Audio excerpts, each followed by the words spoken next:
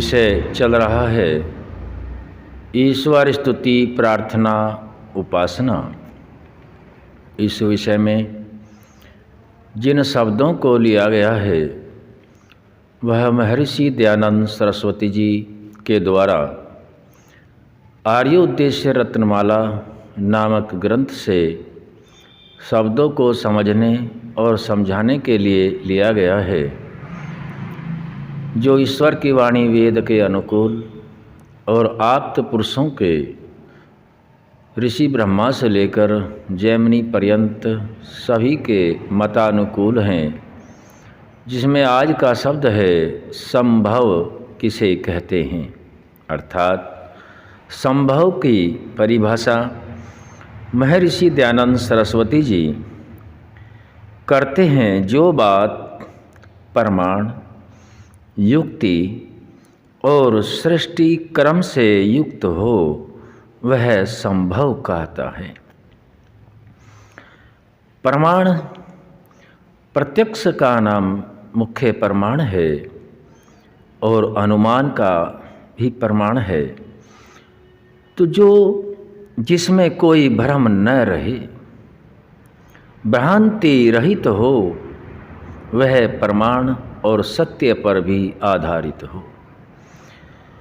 दूसरा कहते हैं कि जो युक्ति से, युक्ति अर्थात किसी उदाहरण के द्वारा, उदाहरण को भी प्रमाण ही मानते हैं, के द्वारा सिद्ध हो और सृष्टि क्रम से युक्त हो।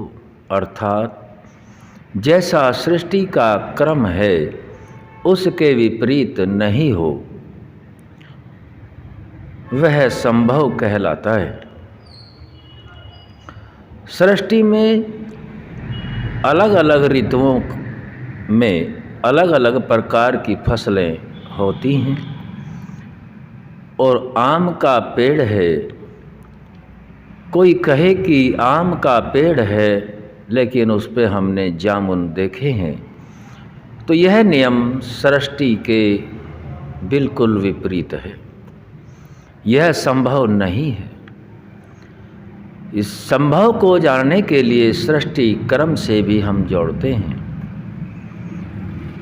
जैसे हम पशु पक्षियों में ले कि हमने भैंस को उड़ते हुए देखा, जबकि यह सृष्टि क्रम के अनुकूल नहीं है। उड़ने का काम पंखों वाले पक्षियों का है, जिनकी हड्डियों के अंदर वायु भरा होता है।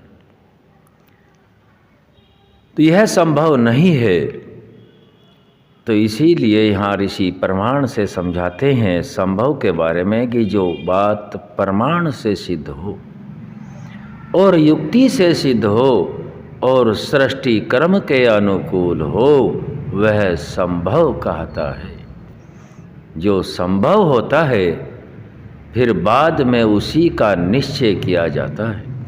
पहले संभव करना होता है कि यह बात संभव हो सकती है या नहीं हो सकती। इसमें सृष्टि के क्रम को, युक्ति को और अनुमान आदि प्रमाणों को ध्यान में रखते हुए यह जानना होता है। जब यह ज्ञान हो जाए तब वह संभव की श्रेणी में आता है। आज हमने संभव के विषय में जाना है। आगे का शब्द फिर रखेंगे। ओम सम।